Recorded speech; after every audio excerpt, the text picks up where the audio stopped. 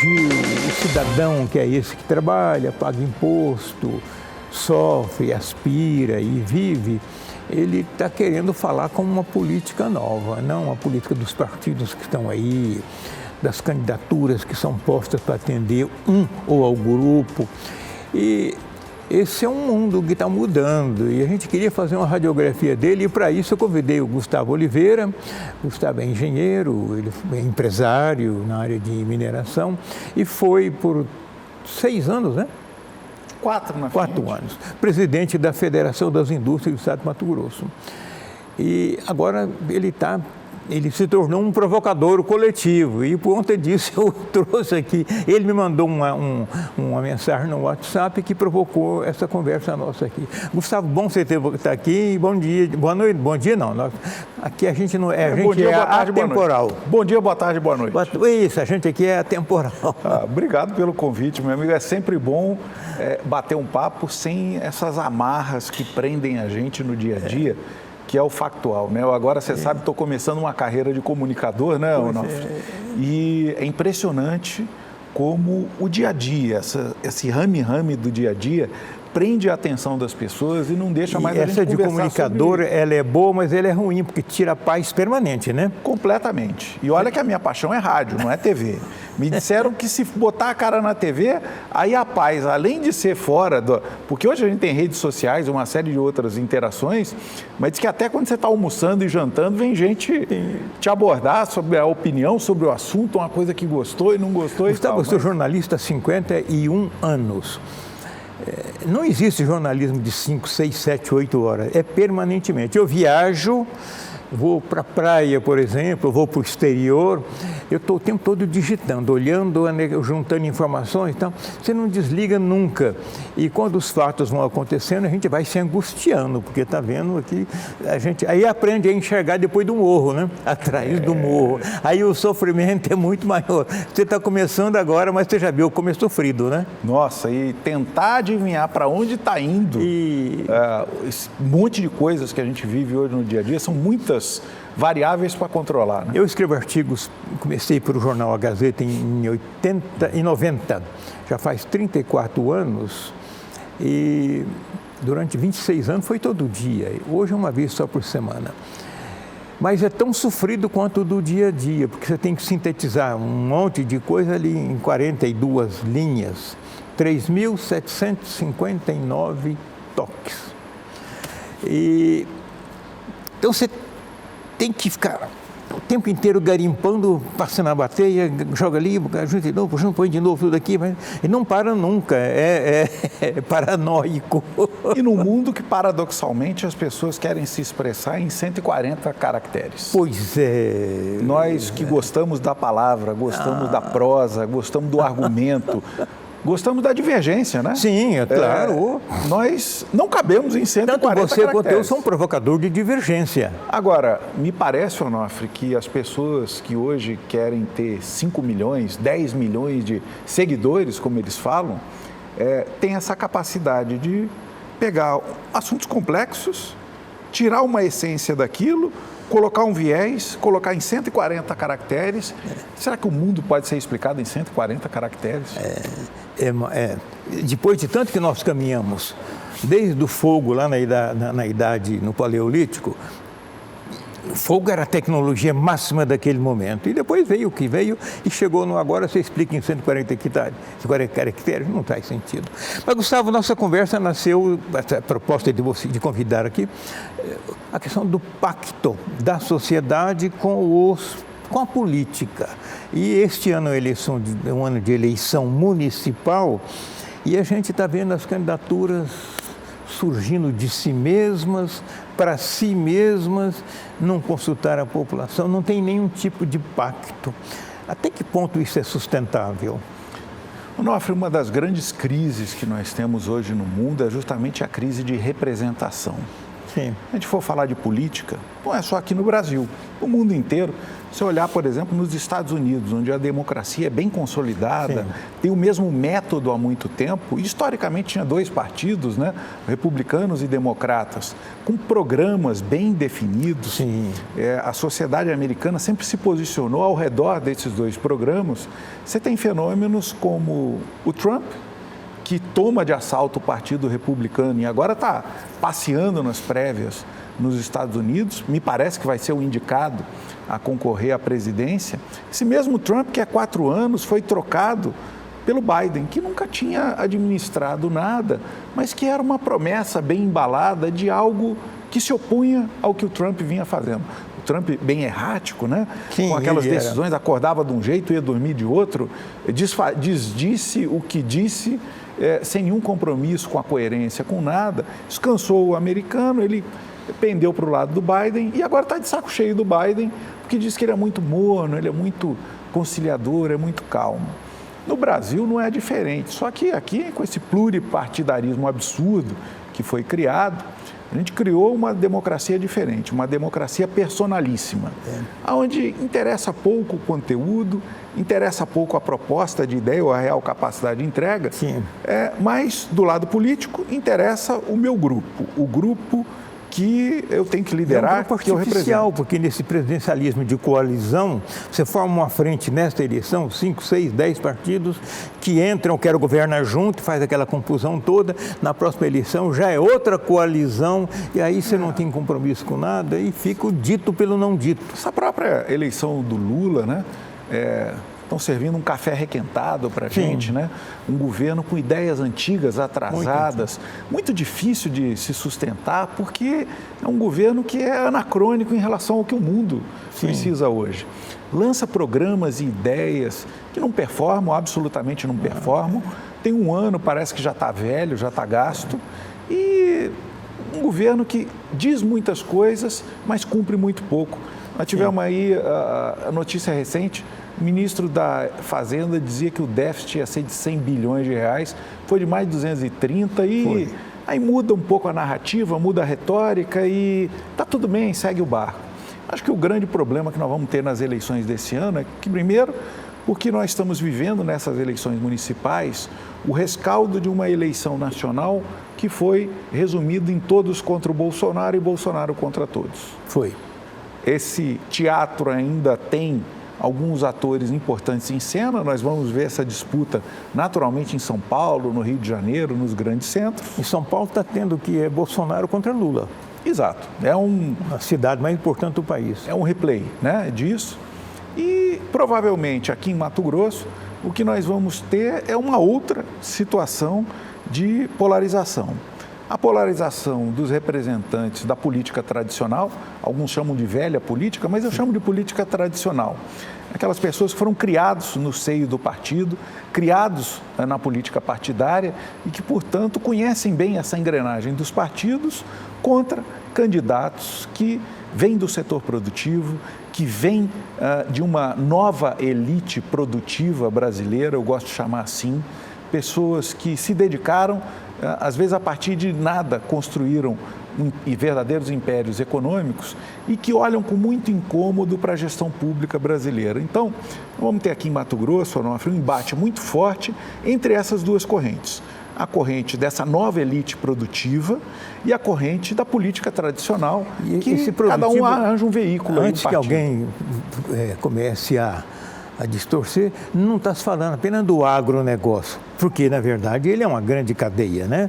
O produtivo aí é mais abrangente. É profundamente abrangente. O governador do estado é industrial, não é do agronegócio, né? Ele fez a vida empresarial dele em indústrias. Mas nós temos, sim, grandes expoentes. O vice-governador é ligado ao agronegócio. Nós temos aí empresários do setor de alimentos, de energia, das mais diversas áreas, se candidatando em diversos municípios. Alguns deles estão na Assembleia Legislativa, já participam de câmaras de vereadores e etc. E eles representam, Onofre, o que eu chamo de a nova força direcionadora do país. A política tradicional, ela perdeu a capacidade de dar resposta. Esse nome está no país inteiro, cada um com a sua cara. Olha, se a gente for olhar recentemente no país, É óbvio que cada região do país tem as suas especificidades, mas nós produzimos João Dória como prefeito e governador da maior cidade e do maior estado do país, alguém que tinha raízes político-partidárias na família, mas essencialmente transitava no meio empresarial. Nós temos aí outras figuras. No Rio de Janeiro, o Romário, que é senador pelo Rio e que tem a sua carreira construída no futebol. É uma elite do futebol, mas vem de outra área econômica, também é um protagonista político. Todos esses atores, eles migraram para o campo político, encontraram um partido onde eles puderam depositar ali esse carisma eleitoral que é traduzido em votos na democracia, mas que representam esperanças diferentes da sociedade. Mato Grosso, qual é o embate que nós estamos tendo? Pessoas que ainda sonham com aquele estado grande, com aquele estado poderoso, aquele estado que podia tudo. E você é uma testemunha de que, como o Estado teve um grande peso, porque aqui em Mato Grosso, durante muito tempo, se o Estado não fosse lá fazer, ninguém fazia. Isso. Você fazia uma festa, um evento. O prestígio daquela festa, daquele evento, eram os políticos presentes ali. Hoje... Me lembro de que o comércio de Cuiabá, pelos anos 80, 90, tempo do Estado pesado, as lojas se programavam para o dia que saía salário daqui, daqui e daqui. Esse era o grande peso econômico e de realização do Estado. Hoje, a iniciativa privada constrói estrada, constrói escola, creche, empregados de grandes empresas, principalmente, encontram nas empresas um ambiente onde tem assistência de saúde, onde tem educação, onde tem alimentação, papéis clássicos do Estado. E não só para ele, muitas vezes para a família inteira.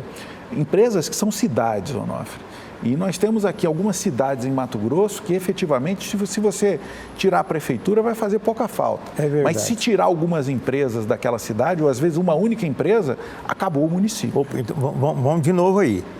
Se tirar a prefeitura, o prefeito, o vereador... Faz pouca falta. Mas se tirar as empresas... É um absurdo, porque acaba a capacidade de geração não só econômica do município, mas principalmente a capacidade de pessoas que querem crescer através do trabalho, crescerem nesse ambiente produtivo. Onofre, é claro, eu converso com muitas pessoas do meu nível econômico, classe média alta, tal. O nosso modelo mental é ter um bom padrão de vida. Se isso vem através de um emprego público com um concurso, ou se vem através de um bom emprego da iniciativa privada, ou se vem através do empreendedorismo, isso faz pouca diferença. No fundo, o que as pessoas querem é ter um bom padrão de vida, né? Ter um bom carro, uma boa casa, uma moradia confortável, educação para os filhos, etc. e tal. Quando você conversa com as pessoas da classe C e D, elas não têm mais a aspiração de crescer pelo emprego, porque entendem que estudar não é o caminho há muito tempo. O brasileiro médio, ele não entende que melhorando a escolaridade ele vai melhorar de vida, é um fato. Ele já deixou de enxergar o emprego como uma força transformadora econômica na vida dele, não vai mudar a realidade social dele. O que ele migrou? Para a aspiração de empreender. Se você conversar em qualquer bairro hoje, e eu me dediquei muito ano passado a entender essa nova sociedade brasileira, você vai ver que as pessoas trabalham para manter uma vida digna, tem alguma fonte de renda, às vezes é carteira assinada, às vezes é trabalho informal, bico, como a gente fala, mas que o sonho dele é empreender. Ele entende que a virada de chave na vida dele vai ser a hora que ele for dono do negócio dele. Então, o sujeito que hoje trabalha como garçom ou cozinheiro num restaurante, ele quer abrir uma lanchonete dele. A mulher que trabalha, às vezes, num salão de beleza ou em alguma coisa, quer abrir o salão dela. É comum, eu tenho visto isso nos bairros, eu também rodo bastante, o sujeito trabalha durante o dia no emprego qualquer, de noite tem um churrasquinho lá na porta da casa dele e o sonho dele é evoluir para a lanchonete ou ampliar e deixar o emprego. Então, perceba que enquanto ele está mantendo a vida como ela foi concebida, ele está derivando para esse empreendedorismo por necessidade. E a história de Mato Grosso, Onofre, mostra que muita gente prosperou aqui pelo empreendedorismo. Então, vamos lá? Classicamente, os avós, os pais recomendam aos filhos, faz um concurso, tem estabilidade, Sim. você vai ter uma carreira firme, você vai ter um rendimento fixo e tal. E os jovens estão ouvindo, olha, vai empreender. Quem sabe aí você dá um tiro na internet e pega 5 milhões de seguidores e vira um luva de pedreiro, uma figura dessa conhecida, ou vai virar um empresário e tal. Essas histórias estão se multiplicando e esse confronto vai acontecer no campo político, Onofre. Sim, não tenho dúvida de que ele já acontece há algum tempo, mas que nas eleições municipais desse ano vão ter ainda mais força no nosso estado, porque é um estado onde empreender sempre fez muita diferença. Eu estou em Mato Grosso há 48 anos, trabalhei em governo algumas vezes, por pouco tempo, que meu perfil não é o de serviço público. Nada contra, mas não é meu perfil. E eu vi sempre as pessoas, o meu filho trabalha no governo, tem um bom emprego, não ganha muito, mas tem um bom emprego, tem estabilidade e tal. Hoje eu vejo o serviço público muito discriminado pela sociedade, pela improdutividade, a estabilidade foi transformada numa zona de conforto, e hoje a sociedade olha assim, e eu vejo nas universidades, eu dou muita palestra em universidade, a universidade forçando o menino ali, não, tem que estudar para fazer concurso, e o menino reagindo, eu não quero saber de concurso, a minha vida é maior do que isso. E a percepção que a sociedade tem sobre os papéis são muito diferentes. Então, é uma história curiosa, Onofre, que vale a pena contar. Eu estava no governo do estado, o então governador Pedro Táxi chamou a gente para fazer um passeio ali pela feira do CPA. Político andando em feira sabe como é, né? Gente elogiando, ele ainda guardava uma popularidade muito grande, era começo de governo, aquela esperança muito grande de que os problemas de corrupção iam ser superados, etc. Particularmente, eu nunca tive essa ilusão. Eu acho que assim, você pode amenizar, mas resolver não vai no Brasil. Mas, enfim, a gente passeava pela feira e tal.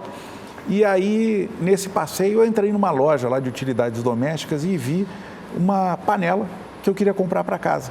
Dessa de fazer pipoca, sabe? Aquela manivela em cima. E sentei, sentei no balcão, eu negociando. Quanto era a panela? Era 40. Poxa, me dá um desconto, 35, 30 e tal. Acabou que a mulher virou e falou, tudo bem, eu faço por 35 a panela, mas tem que ser à vista e tal, para eu não pagar a taxa do cartão. Eu falei, perfeito. A hora que eu estou começando a pagar a panela, entra o governador e fala, Gustavo, o que você está comprando aí? Eu falei, não, eu estou comprando uma panela de pipoca, etc. Ele falou, tá bom, estamos te esperando aqui fora. E saiu e continuou a caminhada dele. A mulher olhou e falou, você trabalha no governo? Eu falei, trabalho. Eu falei, agora vai aumentar meu desconto, será? Ela virou e falou, você não tem desconto não, vocês não dão desconto em nada para a gente, a panela é 40, se quiser. Enquanto muitas pessoas veem muito sintomático, ser o secretário de Estado como um prestígio, né? Um glamour, nós somos aplaudidos, agraciados com cesta de Natal, etc. e tal, para o povo, Onofre, isso não vale nada. É pior, isso não é glória nenhuma, é um demérito. Eu vi isso na singela aula da panela de pipoca. Gustavo, a mensagem que você mandou no WhatsApp que provocou essa conversa nossa, você fala que esses municípios, Nova Mutum, Lucas, Sorriso, Sinop, novos e de uma concentração de produção muito grande, está diversificando o agroprodutor ali, é o indutor, mas aí a indústria de transformação, o comércio, os serviços, a cidade gira numa grande cadeia em torno de um ponto, mas o ponto depende disso também, que é o agro. E aí você tem uma política nova, né? Inteiramente nova, Onofre. Primeiro, porque, vamos pensar no modelo clássico do político tradicional, como nós estamos dizendo. Quando ele assume uma posição, principalmente no executivo municipal, ele quer potencializar o que a prefeitura pode fazer. Então, conversa com o governo do estado para arranjar um dinheiro para reformar o posto de saúde, reforma a escola, asfalta a rua, faz a iluminação, etc., mas com critérios políticos. Ele meramente quer usar da melhor maneira o recurso que ele tem para capitalizar em votos e politicamente em cima daquilo. Só que como o PIB do município é muito maior do que a capacidade econômica da prefeitura, isso vira uma agulha num palheiro. A sociedade como um todo não percebe aquilo, apesar de barulho em mídia social e todos aqueles puxa-sacos ao redor, ninguém percebe aquilo como benefício real. Em oposição a isso, você tem um modelo onde um prefeito que emerge da iniciativa privada e é parceiro da iniciativa privada, ele rapidamente enxerga que, se, por exemplo, ele montar lá um distrito industrial numa cidade, ele vai atrair empresas, vai pegar empresas que já estão operando no próprio município e dar uma condição melhor de infraestrutura, de terreno, etc. e tal para elas, e que isso vai gerar um benefício multiplicado. Então, ao invés de pegar aqueles R$10 mil da prefeitura e colocar numa obra que acabou ali, ele pega esses R$10 mil da prefeitura, coloca em algo que vai alavancar o setor produtivo e isso vai melhorar demais a vida da cidade. O que acontece? A população enxerga que aquele prefeito é um melhor gestor, não porque ele teve mais recursos, mas porque ele alocou o recurso aonde desenvolvia os potenciais daquele município, que não estão mais na mão do Estado. Foi-se o tempo da era getulista, onde o Estado ia lá, fazia estrada, construía siderúrgica, empregava todo mundo para gerar uma bolha de prosperidade em Volta Redonda, como aconteceu com a CSN. Hoje, o que o Estado vai lá cria o mínimo de condições para que grandes empresas, grupos econômicos e toda aquela cadeia de fornecedores locais que gravitam em torno dessas grandes empresas possa se beneficiar disso. Então, toda vez que você traz uma grande empresa, o marmiteiro, o borracheiro, o motoqueiro, toda aquela pequena cadeia econômica irrigada, com grande potencial econômico que a prefeitura não é capaz de sustentar, porque se for tentar fazer isso, quebra, dando mesadinha pequena para cada um, e aqui prospera. As pessoas olham para isso nos municípios vizinhos e dizem, esse é o caminho. E aderem à candidatura desses candidatos que param de prometer obras municipais. Eles prometem o desenvolvimento do município. Essa história de obra municipal é uma história muito antiga. Lá em 1930, o presidente Washington Luiz disse que governar é fazer estradas. É o Estado. Então ficou depois, governar é fazer prédio, é fazer estrada, é fazer tudo. O Estado é o pai de todos, é um grande guarda-chuva. E no mundo atual, isso gerou toda uma cultura no entorno do Estado e gerou o poder político que nós temos hoje, na mão de um ou de outro que decide. Eu vou asfaltar aquele bairro porque eu tenho lá eleitores, aquele ali me sacaneou, eu não vou asfaltar lá. Isso está morrendo, né? Profundamente, Onofre. Vamos olhar uma realidade municipal que a gente conhece. Chapada dos Guimarães. Qual é a vocação econômica de Chapada dos Guimarães? Claramente, um turismo regional, né? Muita gente usa como uma cidade de veraneio, vai para lá. A gente precisa lembrar que Manso faz parte do município de Chapada dos Guimarães, o Lago do Manso. Então, desde Água Fria até o resort ali do Malá, etc., está tudo inserido nesse contexto. Tem o parque ali de Chapada, que passa agora por esse conturbado processo aí de licitação para comprar ingresso, etc. Mas claramente ali tem uma vocação econômica turística. A falta de organização do setor privado faz com que o poder público não tenha como induzir esse crescimento de maneira vigorosa. Ou seja, Chapada cresce populacionalmente, mas só urbanamente, né? Mas só urbanamente. Em termos de PIB, já ficou para trás de Campo Verde, já ficou para trás de Primavera. Está vendo a vizinhança se soerguer num movimento produtivo, empreendedor, de alta agregação de valor. Quando o terminal ferroviário chegar ali entre Campo Verde e Primavera, isso vai ficar ainda mais evidente. Vai. E Chapada, estagnada. Vai puxar para lá, a indução vai para lá, vai para o leste em vez de vir para cá. Para o oeste. Perceba que a estrada está com esse problema aí de interrupção por causa da questão do Portão do Inferno. Eu escrevi um artigo há alguns dias sobre isso, chamando a atenção sobre isso, dando uma puxada de orelha no poder público para resolver aquilo. Mas, Onofre, perceba que economicamente é irrelevante para o Estado o sofrimento que a população de Chapada está tendo nesse momento. O Estado que você fala é estrutura política. Porque a burocracia e estrutura política. Porque a conexão entre Campo Verde e Cuiabá já era feita pela BR e está todo mundo fazendo por lá. Isso não afetou a produção de soja, isso não afetou a produção de algodão, isso não afetou a logística que irriga a economia do Estado. Vamos traçar um outro paralelo? E se essa interrupção acontecesse em uma estrada, em um determinado município que é um grande produtor? Pode ser Alta Floresta, pode ser Juína. O que estava acontecendo nesse momento, Onofre? Estava pegando fogo. Entende o que eu quero dizer? embora o poder da democracia esteja no voto, no indivíduo, a relevância que a sociedade dá é a capacidade de desenvolvimento econômico. Ou seja, nesse momento, não é só o descaso político, como o seu artigo descreveu bem, que faz com que a estrada de Chapada esteja ali patinando com o impedimento ambiental para fazer uma obra importante, etc. e tal. É a irrelevância econômica.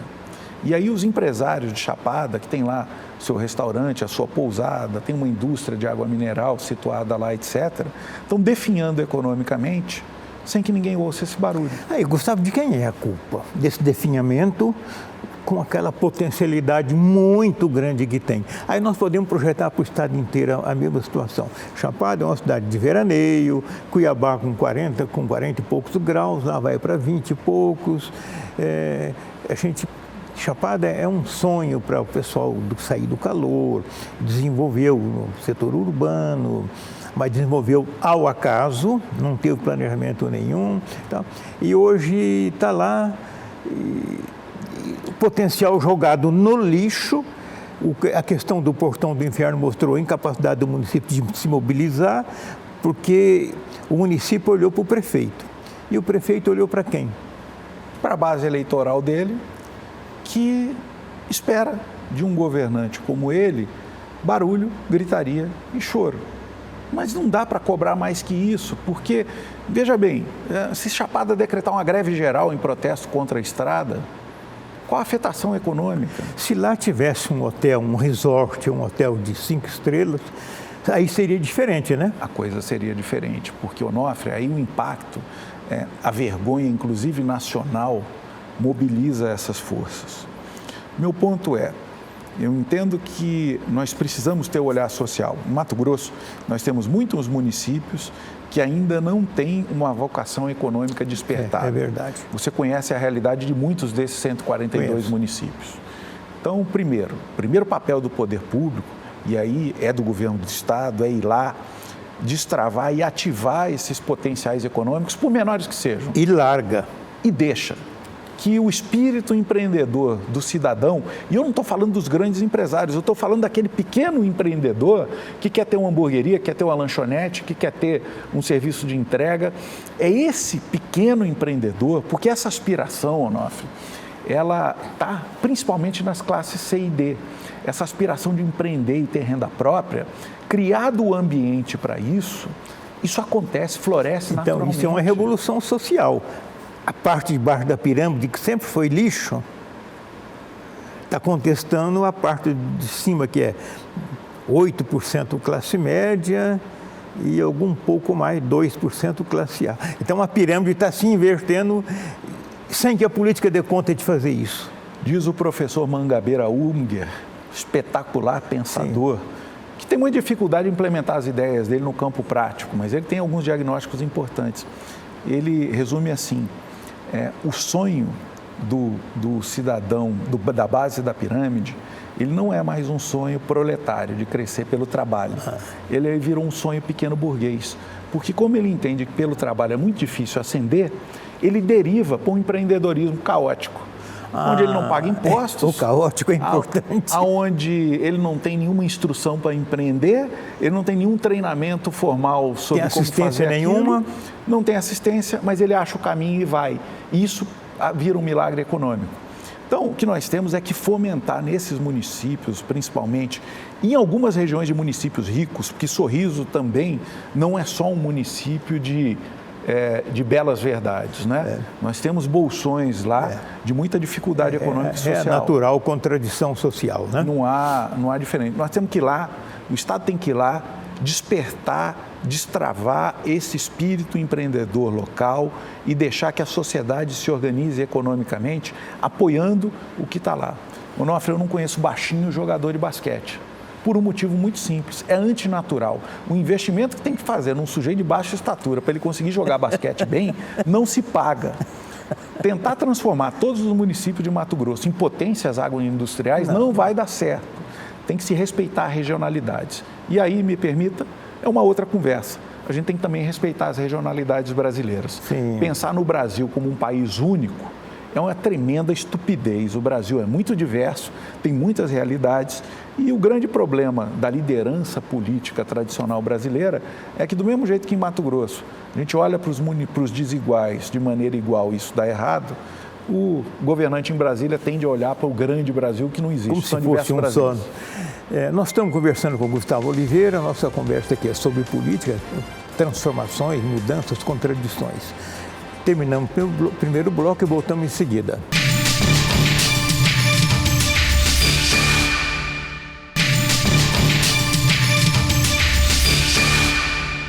Estamos conversando com o Gustavo Oliveira e o nosso assunto é a política numa leitura mais disruptiva. Gustavo, você falou da classe CD que está aspirando a subir e está pressionando no teto a classe A e B.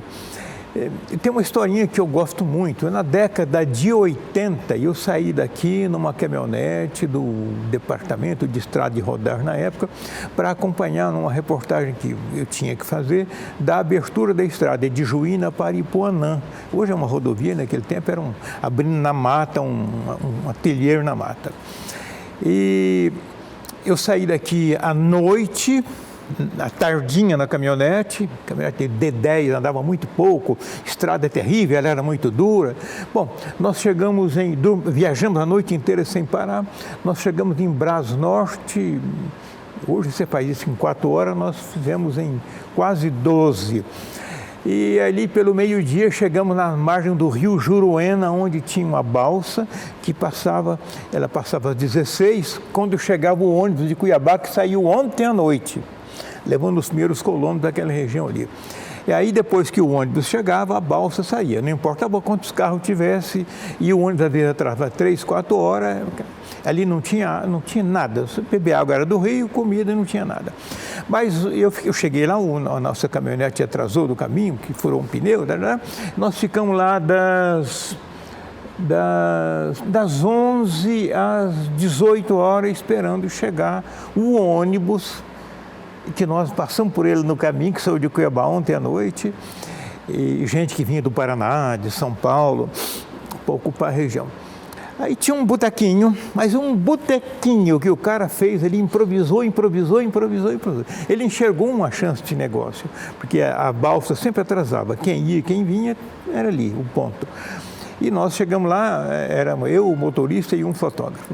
Ele tinha lá 5 ou 6 pacotinhos de bolacha numa prateleirinha, umas cachaçinhas, uma meia dúzia de Coca-Cola sem geladeira, era o que ele tinha. Aí nós combinamos, o motorista e o fotógrafo, nós não podemos comer essas bolachinhas porque o povo do ônibus está vindo com fome. Tem que deixar para eles, o ônibus quebrou no caminho também e tal. Mas o que eu quero dizer é que aquele cara percebeu a chance daquilo ali, botou um botequinho, provavelmente aquele botequinho evoluiu, e quando a balsa acabou, porque veio a ponte, ele já tinha uma lanchonete na cidade. Ele antecipou-se ao Estado, ele antecipou-se a tudo, e ninguém orientou ele nada, é só mesmo aqui, ó. Eu tenho que sobreviver e eu tenho que usar a minha inteligência. Onofre, eu recentemente me mudei para uma casa e tem diversos pequenos reparos que a gente tem que fazer na casa. Até agora, não foi nenhuma empresa grande fazer nada na minha casa. A pequena reforma foi um empreiteiro, ele é autônomo. Não chamei uma grande empresa de imóveis para cuidar dos armários, foi um marceneiro. O rapaz conserta a energia solar, o outro que faz hidráulica. Todos eles são empreendedores. Pequenos empreendedores. Uma dificuldade, chega lá com o carro, né? O carro da família é o carro do trabalho, né? Está adesivado agora com o WhatsApp, com o que faz, etc. e tal. E resolvem os problemas com agilidade. Desse jeito, um empreendedorismo quase caótico, né? Sim. Porque tem que buscar peça, tem que comprar peça numa loja, tem que fazer não sei o quê. A casa está funcionando perfeitamente. Eu moro em casa também, casa grande, quintal grande. Muita prestação de serviço que demanda ali, nada empresarial. Apesar de estar lá, eletricista e encanador, dá a impressão que a empresa não é nada, ele não tem talão de nota, ele não tem nada, é ele com a coragem, a vontade e a percepção dele. Ele é maior do que o Estado. Muito maior, muito mais ágil, e esse poder de capilarização é uma coisa fundamental. Onofre, eu falei há pouco que o brasileiro médio ele entende que a educação não é o caminho para ele prosperar. A nossa escola, com todo o perdão ao que eu vou dizer, porque vai ofender muita gente, mas é um diagnóstico, a nossa escola ela pretende formar alunos para compreenderem a Revolução Francesa, né? Sim. São indivíduos extremamente capacitados para viver no século XIX que saem da escola. E o que é mais dolorido é que a França está vivendo um puta de um conflito atualmente, tem nada a ver com a França da Revolução Francesa de 200 anos atrás. E nós ficamos lá. E aí você pega, comparando coisas incomparáveis, mas o exercício do pensamento é isso. O sujeito se submete a uma universidade, muitas vezes particular, paga 4 anos de mensalidade para sair de lá com um diploma de advogado, doutor. E aí ele começa a vida profissional dele no escritório de advocacia com um salário de R$3.000, R$3.500. O sujeito faz um curso no Senai de um ano e pouco, vira mecatrônico, técnico em mecatrônica, vai trabalhar numa propriedade rural operando um desses equipamentos que custam milhões de dólares e ganha R$15.000 por mês na largada. E ele é cooptado ainda no último ano do curso, né? Empregabilidade 100%. A dificuldade dele terminar o curso é porque já tem uma proposta com cheque de 10, 12, 15 mil reais por mês para ele começar a trabalhar e ele tem que resistir à tentação para pegar o diploma, porque a tentação é muito grande dele já ir para a prática e não terminar o estudo formal. Muita evasão nesses cursos práticos, técnicos. Eu via muito isso. Acontece por isso, porque a oportunidade econômica aparece antes da conclusão do curso. Por que eu estou dizendo isso? Porque o nosso sistema de ensino, ele precisa compreender essa realidade empreendedora, essa força econômica empreendedora do brasileiro e adaptar o seu currículo à estratégia de vida das pessoas. Deixa eu te contar um episódio bem do que você está falando. Eu fiz uma aproximação entre o Grupo AMAGE com a Universidade Federal, que tem ali uma questão. Capital, a universidade não gosta de falar em capital. E o capital não gosta da universidade porque não tem fala. Aí eu fiz uma aproximação demorada e tal. Sentaram-se na mesa o Rudinei Amage, que é o CEO do Grupo Amage, e o reitor da universidade, o professor Evandro. O professor Evandro é um homem moderno, mas a estrutura em torno dele é de aço. O Rudinei disse o seguinte para ele: eu tenho vergonha, a nossa empresa tem vergonha de buscar gente fora para trabalhar aqui em Mato Grosso. Aqui não tem. Aí o reitor perguntou: que área você precisa? Eu preciso na área A, B, C, D, tal. Aí o reitor respondeu: eu preciso de 5 anos para te fornecer esse profissional. 5 anos é um século. E o reitor teve boa vontade. Não estava disposto a, não dá, não. Ele estava querendo mais 5 anos a estrutura da educação brasileira no nível de universidade para mudar currículo, mandar um ofício, aí tem lá um burocrata feliz da vida, dá um carimbo aqui de 4 em 4 anos, decide uma coisa assim. E a coisa voando aqui, né?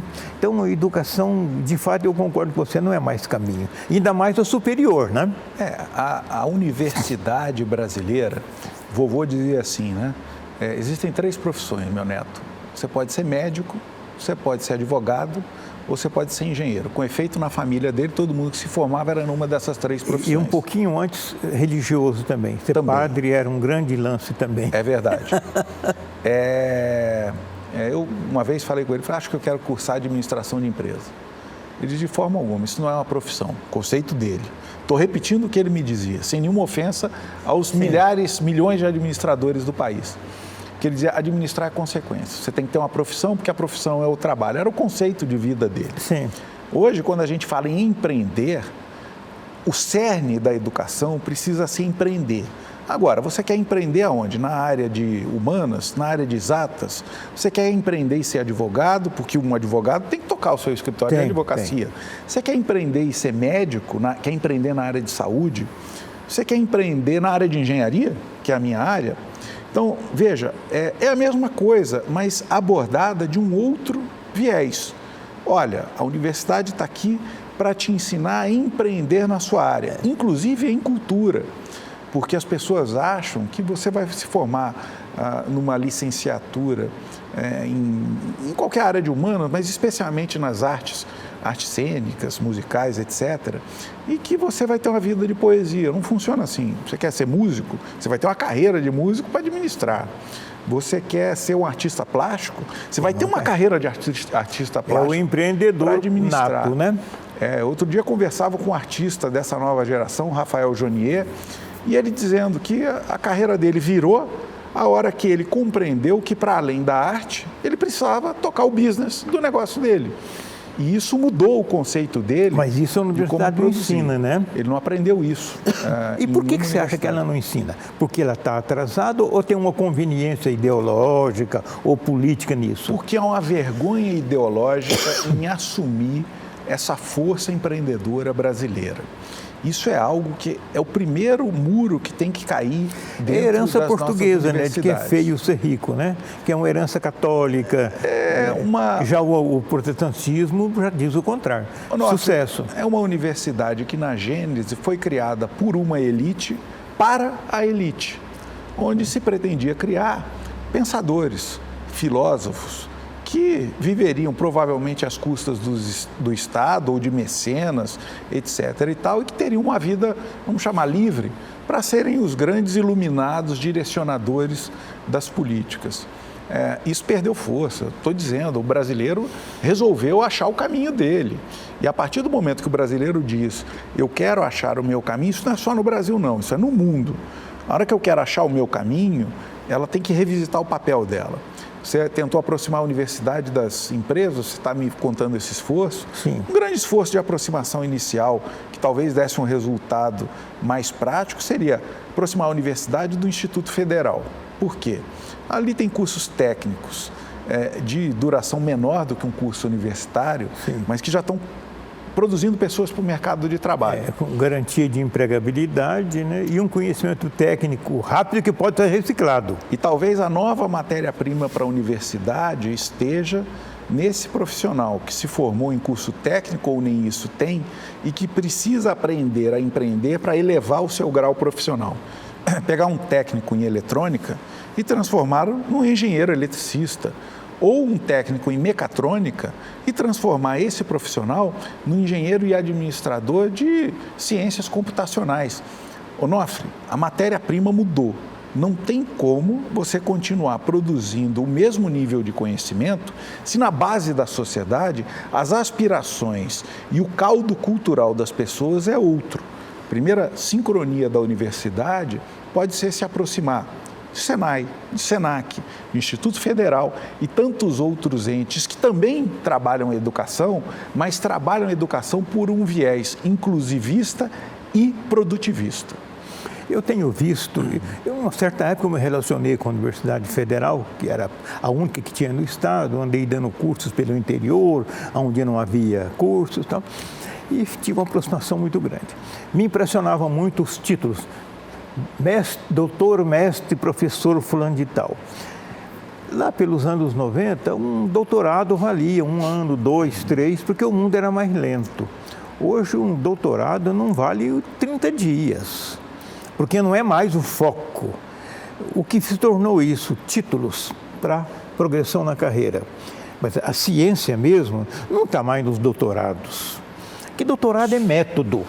Não é conhecimento, né? Conhecimento você faz na graduação e ao longo da profissão com o aprendizado cotidiano.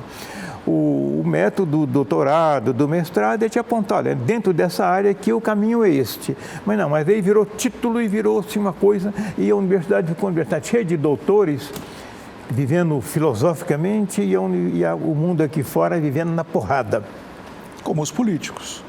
O político tradicional, ele ascendia politicamente, vereador, prefeito, deputado, etc. Eventualmente chegava a governador ou senador e tudo que ele tinha que fazer quando ele chegava nesse grau elevado da política era sentar e repousar sobre a glória que ele conquistou, assim como os imperadores antigamente. Hoje, o conhecimento, Onofre, ele muda muito depressa e é preciso que o seu conhecimento produza resultados, assim como a política tem que produzir resultados. Quantos políticos você conhece na história recente que ascenderam e, quando tiveram o máximo da exposição, destruíram a sua reputação porque não entregaram resultados. Foi. Quanta gente inteligente você conhece, que tem muita inteligência, tem muito conhecimento, mas que não consegue economicamente produzir muita coisa nem para si próprio e, pior, não consegue influenciar pessoas para que tenham aderência àquelas teses ou àquele conhecimento que ele tem. Isso é o novo fracasso, meu amigo, é o fracasso. Então, a gente, dentro dessa linha sua, nós temos um pessoal preparado que está indo cada vez mais para o abatedouro e aqui uma camada forte chegando e querendo, eu quero... Onofre, nós temos pessoas extremamente preparadas para um mundo que não existe mais. Isso acontece na política, isso acontece no meio acadêmico, isso acontece no meio empresarial. Quantos colegas empresários que eu converso têm visão de mundo, conceito de mundo antigo, um conceito de mundo que não existe mais. Um conceito de mundo onde uma pessoa comprava uma máquina de lavar roupa e esperava que ela durasse 20 anos.